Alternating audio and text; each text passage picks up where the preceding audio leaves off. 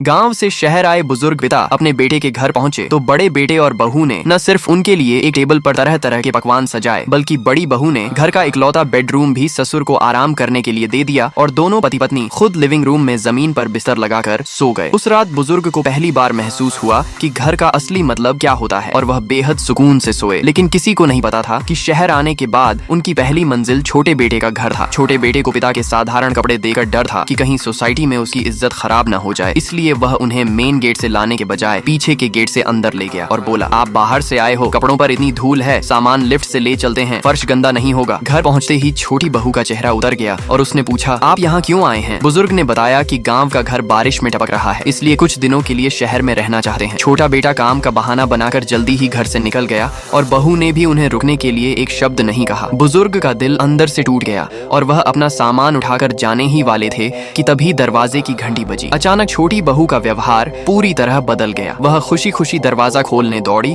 और सामने उसके अपने माता पिता खड़े थे। उसने उन्हें बड़े प्यार से अंदर बुलाया और कहा कि उसने उनके लिए कमरा पहले ही तैयार कर दिया है ताकि वे कुछ दिन आराम से यहाँ रह सकें। छोटा बेटा भी तुरंत बोला, जितने दिन चाहो रहो, इसे अपना ही घर समझो। अपने सास ससुर के लिए इतना प्यार और अपने पिता के लिए इतनी बेरुखी देकर बुजुर्ग को कई साल पुरानी बात याद आ गई। जब छोटा बेटा बचपन में गंभीर रूप से बीमार पड़ा था, तब वह तेज बारिश में कीचड़ भरे पहाड़ी रास्ते से घंटों पैदल चलकर उसे अपनी पीठ पर उठाए अस्पताल ले गया था। उस वक्त बेटे ने उनका हाथ पकड़कर कहा था, पिताजी, बड़ा होकर मैं हमेशा आपकी सेवा करूंगा। लेकिन आज वही बेटा बड़ा होकर अपने पिता को ही बोझ समझ रहा था। बुजुर्ग ने जमीन पर रखा अपना सामान उठाया और बिना कुछ कहे वहां से निकल पड़े। छोटा बेटा उन्हें रोकने के लिए आगे बढ़ना चाहता था, लेकिन उसकी पत्नी ने उसका हाथ पकड़कर रोक दिया। उसने कभी नहीं सोचा था कि जिस पिता ने उसे अपनी पीठ पर उठाकर जिंदगी बचाई थी, वही पिता एक दिन उसके घर से इस तरह खाली हाथ लौट जाएगा। अगर आप इसका दूसरा पार्ट देखना चाहते हैं तो लाइक सब्सक्राइब करके पार्ट 2 कमेंट कीजिए।